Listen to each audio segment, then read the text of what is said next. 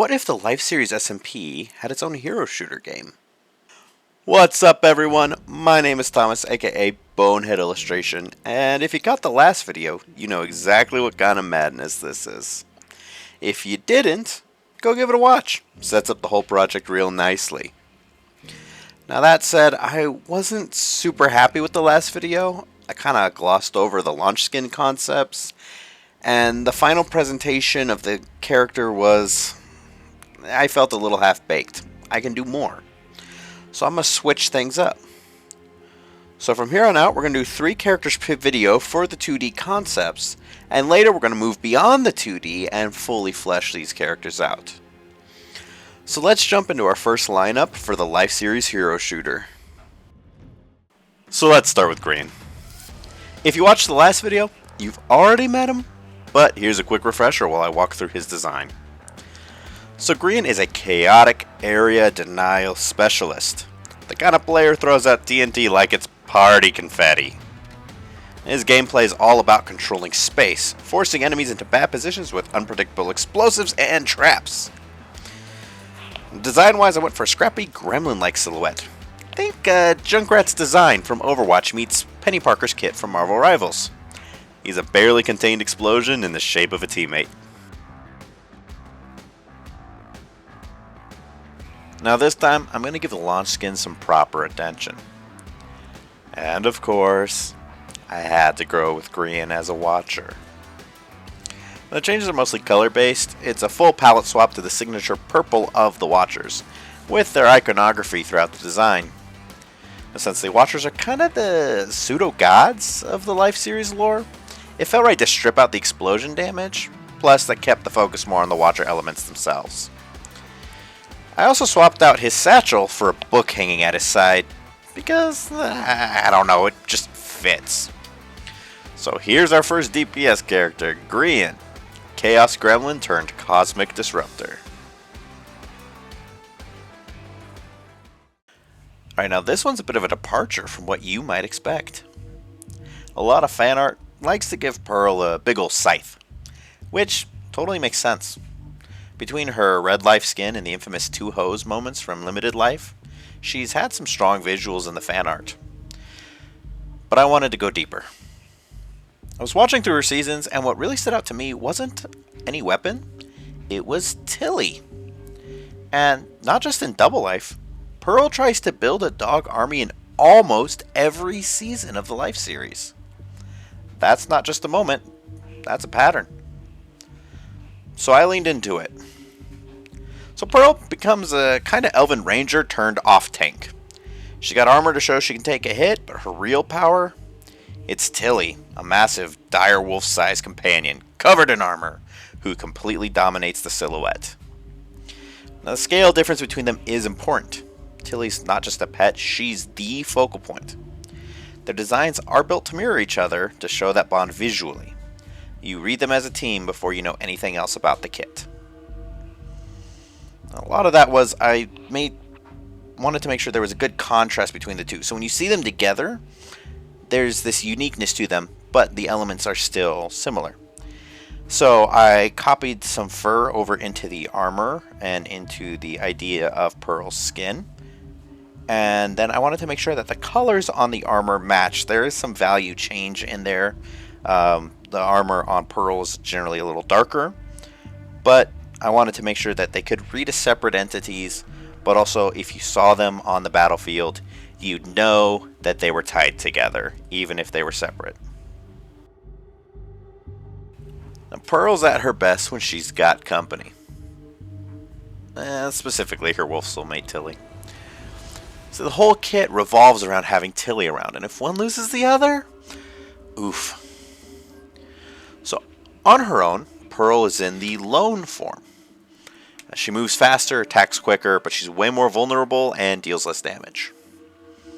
She'll have her primary fire, Twin Scythes, where she swings her dual scythes in melee combos. Great for some damage.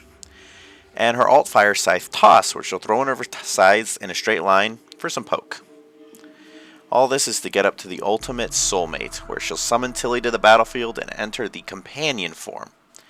Now soulmate charges pretty quickly, so hopefully you're not in lone form for too long.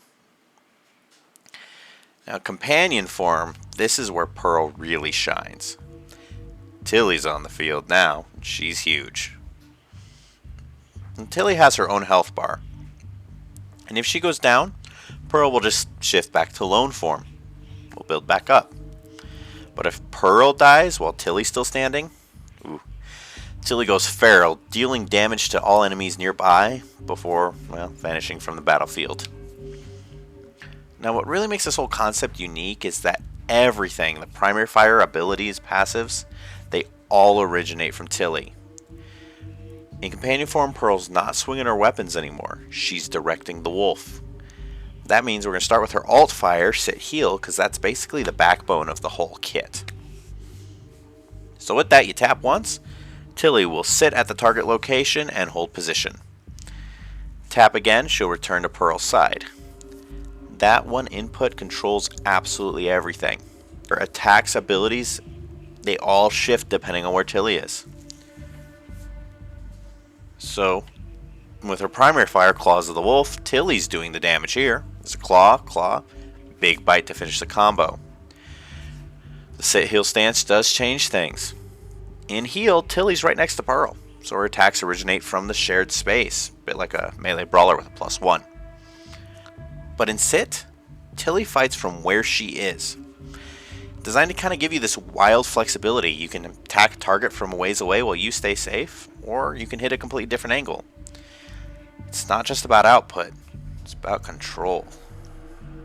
That ties in Pearl's passive, Soulbound. So when Pearl and Tilly are close together, they both gain some bonus shields on attacks and ability casts. So being in heal will keep you kind of guaranteed tanky, but sit will kind of spread your threat out and allow you to play positions.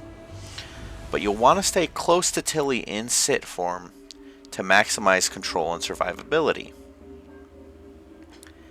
And the first ability, Full Moon, Tilly's going to let out a massive howl that slows enemies and shields allies in range. Covers a big area, great for setting the tempo in a fight. Ability 2 is Protect, Attack. So this one also changes with the stance. If Tilly's in heal, then Pearl and Tilly get a damage resist. But if Tilly's in sit, she'll lunge and bite the closest enemy. This version is just straight up damage and pressure. Finally, the ultimate. Call the Dogs of War. Pearl's going to summon an army of wolves into a targeted area. Enemies in that area are slowed, lose mobility abilities, and if they don't bail, they get rooted and shredded. It'll be total chaos. Just how Tilly likes it. So now for the launch skin, I give you 5 AM Pearl. Palette swap to black and red, make sharper armor, more scars, more spikes.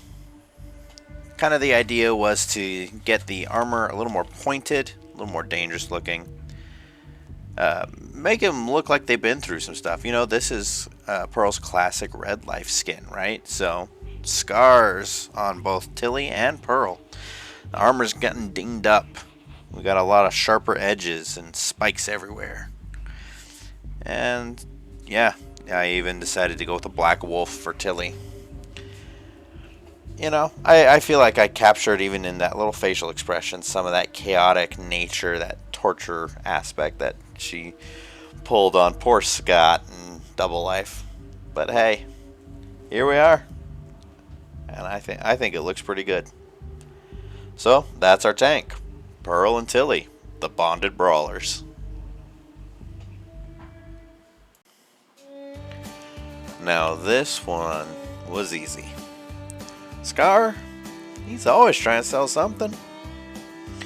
From scamming people with renamed glass in Last Life to just being the sketchiest traveling salesman in the whole Life series, Scar comes in as our snake oil support. So I drew him to look like his mid-sales pitch. Got a patchy coat, flashy rings, an over-designed cane, and yes, the crystals he sells are actually magic here. Whoa. The trickiest part was making the crystals pop as a source of power.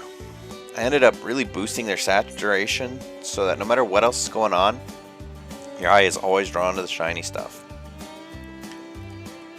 I decided to work with Scar's base skin here because he's got so many skins that he changes constantly in the live series. So those weren't really a through line. Let's stick back to his usual base one. It still also, it worked with this kind of, you know, snake oil salesman, kind of, or car salesman-esque look that I was kind of going for. You know, he looks like he's going to sell you something. I wanted to make sure that the jacket had the patches on it, make it look like he's had this for a really long time. Like either he's got an emotional connection to it, or he's just trying to look nicer than he actually is. Vest, big old belt buckle he's got on his base skin.